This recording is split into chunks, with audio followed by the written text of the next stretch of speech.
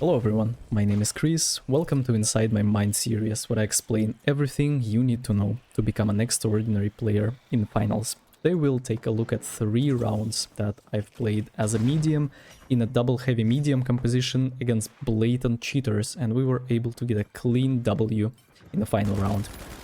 I will explain everything that I had to go through in order to go from a pretty mediocre medium player to one of the best and most experienced one in the game. So the current meta is double heavy, since they absolutely nerfed Light to the ground and they are planning to completely bury him alive even further this week by adding something interesting to the stun gun and nerfing it in a sense, as well as making invisibility not as invisible anymore.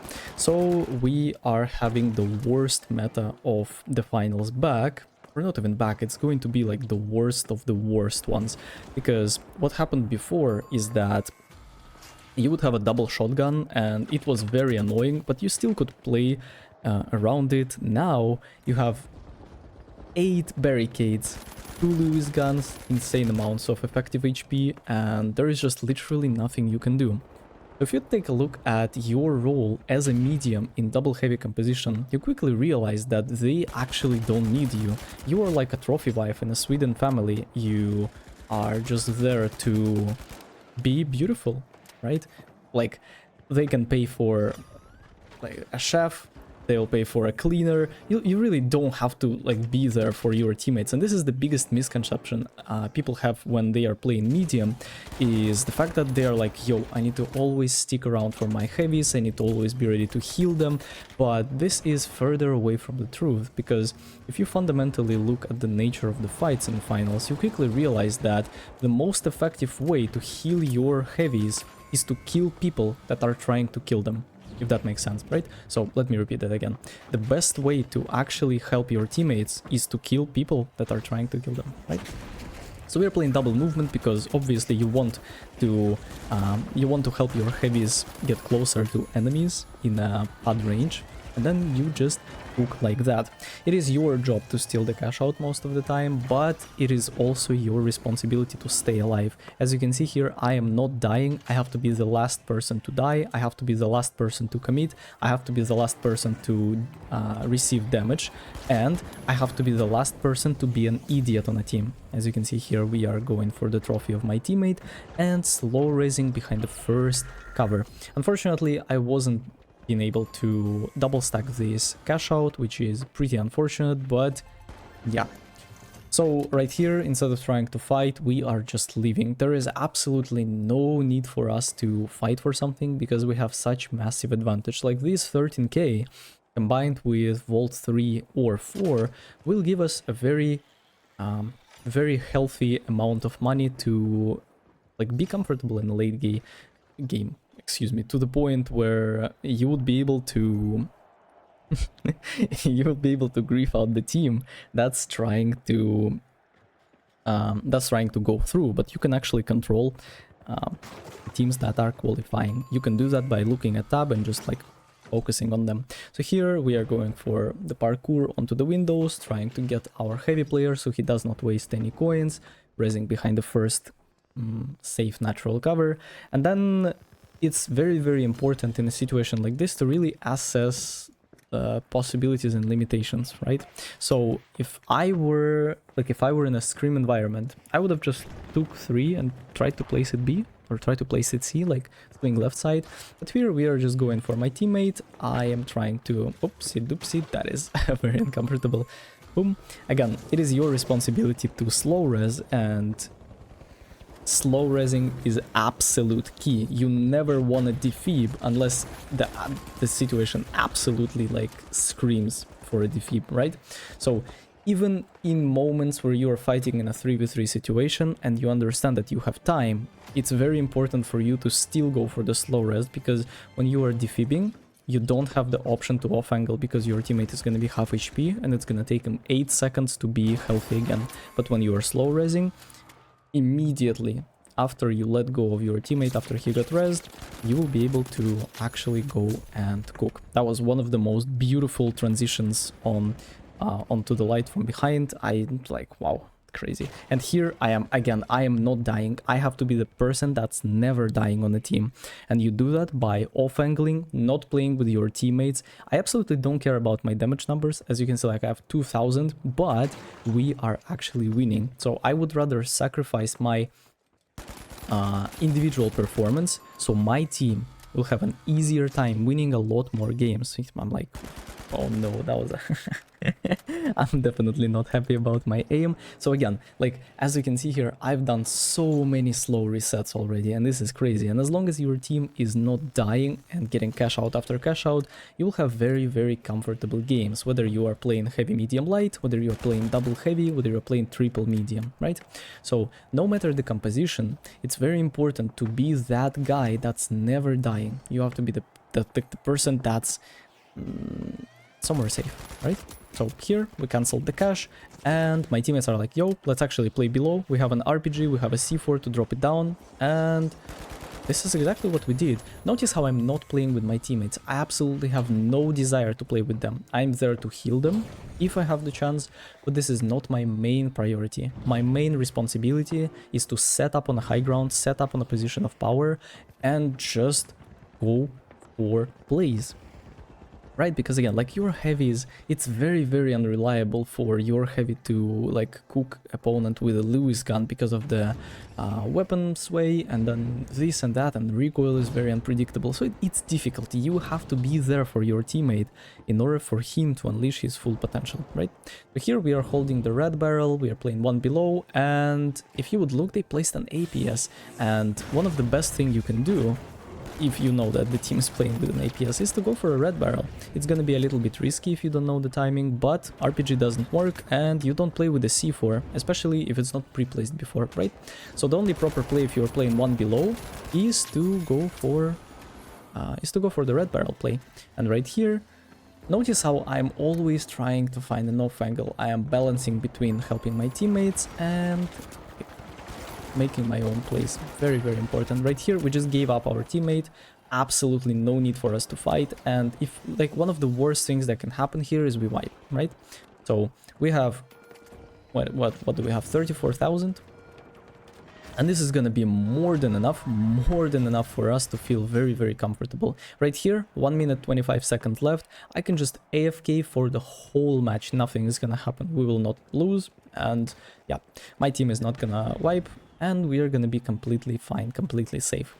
So at that moment, when you have cash advantage, one of the best habits you can go for is to look at tab and understand which team you would want to grieve. Like, what is going to be the team that you would actually want to like disqualify from the server, and you do that by killing them. Right? You do that by only trying to find them and kill them. So if you look at the tab right now, you can see that orange team is pretty decent, and then purple team. So if you would want to go for the finals play in terms of your macro, you would try to grieve them. You would try to find them, and if you see a team that you want to get through, you don't shoot them. You don't apply pressure, and essentially what's going to happen is that if you apply pressure for long periods of time, any amount of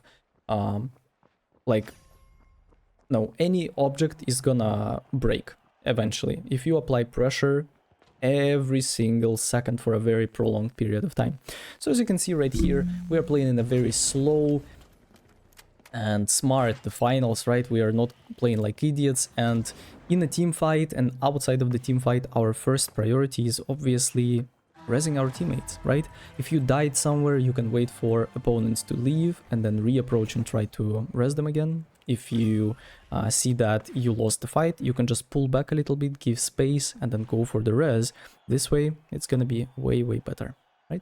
So again, like, I've rezzed my teammates so much and I haven't used a single defibrillator. Why? Because there is absolutely no need in doing that. This is a 45-second cooldown, and if I were to defib my teammate right here, just like every other mediocre medium player in this game, I would not have a defibrillator for another important moment, right? So you want to use it. You want to use it only and only and only if you have the real need to, right? So right here, I am just anchoring. This is a term that like stands for just staying alive. in a corner, like scrolling TikTok, doing whatever, to make sure that your team does not wipe. And this is gonna be the game. Knockout round 3 was a complete disaster. Not only we had blatant double heavy hackers on the enemy team, but also a very annoying triple medium team that would constantly heal each other, find off angles, and as a medium player in double heavy you kind of feel neglected and sometimes overwhelmed with the amount of pressure you have to endure. Luckily I am playing with insane players that can actually help me, right? That can actually make sure that I am alive, safe, and yeah, this is amazing. Love it. So right here I made a mistake. Unfortunately, I approached way too early. I thought I'm gonna like kill one person, and then I missed a few bullets on another one. And medium role is a very high risk, high reward in a sense that if you hit your shots, you will win. If you miss your shots, you will lose, and you're gonna get reality checked so hard for the poor aim you have, which is like kind of okay, right? And the least reality checked role in the finals is probably going to be double heavy with shotgun, right? So right here we are going for a pretty cool move. We are going for the punch throw. Unfortunately, I was able to catch the cash out, but it fell, and yeah. So in this situation, I did not feel safe at all. Like, we should definitely never be here, and then the 2 is already getting into B, as you can see, and we are about to get absolutely clenched. So right here, instead of being an idiot, we decided to go for the play, which is like going outside and zipping above. I highly doubt this was the move that you would possibly even think about on the chessboard, but this was the most proper move out there by far. So we are waiting for our heavy to coin. We are grouping up. As you can see, as a medium player, you have to rotational or be a rotational IGL for your heavies, because only you understand your cooldowns on your movement, only you understand your cooldowns on zipline, jump pad, defib, and then whether you are ready or not. So as you can see right here, my heavy is going to be absolutely fine behind barricades. I just need to apply pressure. Here we are making sure the enemy heavy is uncomfortable and have to constantly pull out the mesh shield, because if he's pulling out the mesh shield, he's not shooting. So like, there is no need to heal my teammates if they are not shooting them back, right? So if you're homeless, just buy a house. If you are losing on medium, just kill everyone before they kill your teammates. That's pretty much the most based advice I can possibly give. So as you can see right here, we are playing with the C4, and if you're playing with the C4 in a team, you have the privilege to play one below and then one below again. So you will stagger a lot of teams by doing that, because usually a team that's very inexperienced will do everything to try to find you on your level, right? Which is like above, but you're not above. And then they would try to do that again, which is like also stupid. Alright, so I'm getting absolutely clenched. My guy is just dying from cringe as well. I am like, oh, this is awful, bro. And this team had blatant cheaters. This is very, very unfortunate. Like, both of these guys are using walls plus aim, and you will actually see that in the final round. This is gonna be very, very obvious. Of course, I'm playing with one of the best players in Europe, so it's obvious that my teammates are going to play better because they have more experience, and aiming in this game is not as difficult. Thus, your aimbot is not gonna help you that much. You will not be able to hyper-compensate the aimbot and wall hacks with lack of macro and lack of brain. I understand cheaters and why they are doing that. They are very inferior in a sense of mechanical skill, and they have to overcompensate because their ego is just not holding. Like, they want to win, but no matter what they do, they cannot. Partly because of genetics, partly because of like, I don't know, like, why would you even go for the dark side like that? I don't know. I was a happy child, so there was no need for me to use cheats, right? Like, I was naturally talented, so there is no need for me to install anything internal, because I already have it in me, right? So I was extraordinary from the start, so I don't really I cannot really relate to the cheaters in any game, but yeah. So that is just unfortunate. Fundamentally, every cheater don't want to cheat. They just want to have fun with friends, but if you don't have any fun with friends, you end up in a situation where like you just follow the dark side. You see that everywhere in like Star Wars, everywhere, pretty much everywhere this lore goes, like in Naruto, anime, cartoons, movies, books. But yeah, never mind. Alright, so we are going for the movement here. As you can see, by using double movement, you'll be able to rotate really fast across the map. And yeah. Oh, there's gonna be another encounter with the cheater. Like, as you can see, they are super clueless, but the guy is just like beaming us super hard. 250 for me, 250 for like my friend, and there is nothing you can do. Of course, my like this guy's just insane. Easily top 5 heavy in the world. His name is Tosca. You probably don't know about him. He's a Russian guy. Never participated in big tournaments, never streamed. So there, I swear to God, there are like guys that build freaking different. That dude is a genius, and yeah, I was very lucky to get on the team with him. Alrighty, so we are getting cooked by apparently red team from below. I don't know. And here I understand that realistically in a suspended structure scenario you will not be able to find any significant value as a medium, so I'm here to heal a few no-regs on that person, and finally I have the chance to like show my aim that I've been like practicing my whole life, right? for once this in this life. But yeah, that was good. That's good. So as a medium player, you need to call your movement, you need to call your rotations. Like, this zip is ingenious. This zip is absolutely ingenious, because if you are playing like APS, you will never be able to do stuff like this. And when it comes to your gadget choices, AK is a complete BS, APS is a complete BS. Double movement, scar, defibrillator, and you find an off angle. You never play with your team. You play when you are rotating, but you never play in a fight with them. In a sense that bro, this is like the worst thing you can do is to rely on your heavy to solo kill like 3 or 2. I don't know, like medium players think that this is the old meta where you can allow your like shotgun heavy to go in 1v3 reliably. Realistically, no, he's never gonna be able to do that, and especially with the Lewis gun, because time to kill is just so much lower.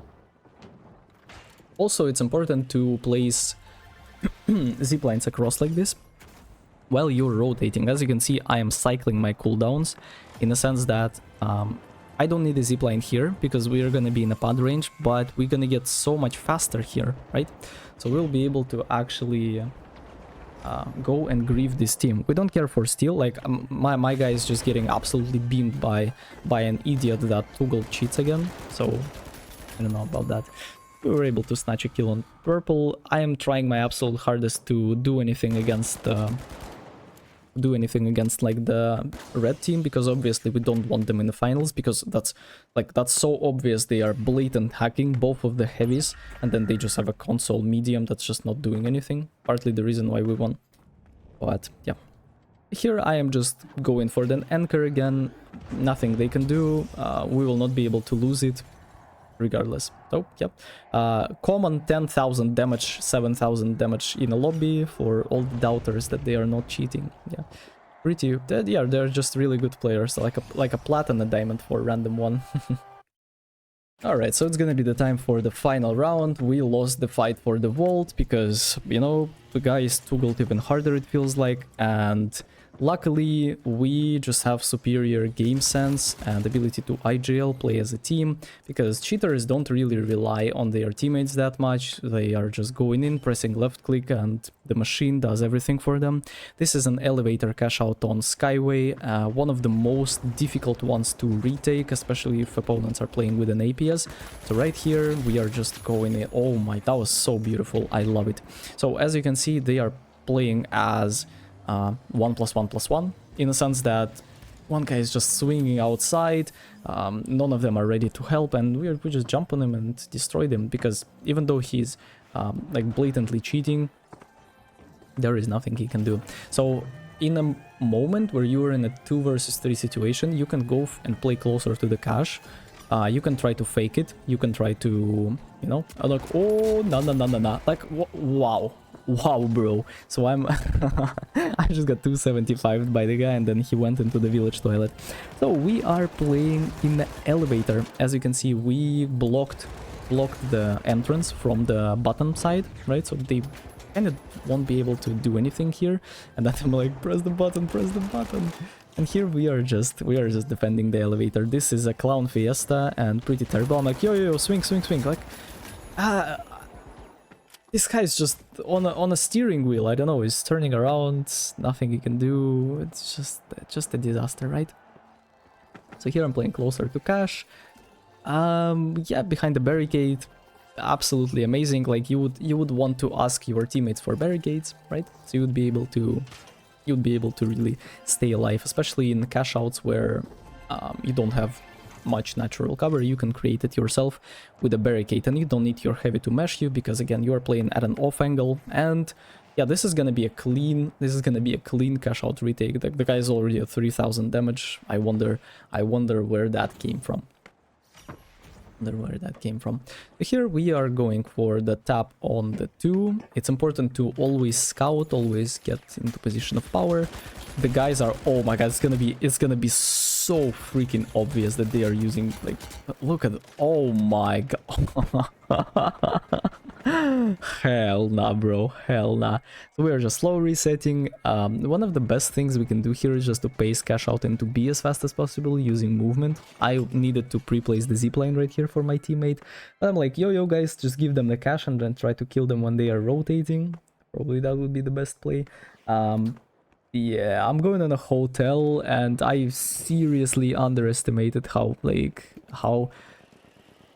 much of an idiots these players are. Zero information about me, like absolute zero information about me. I'm just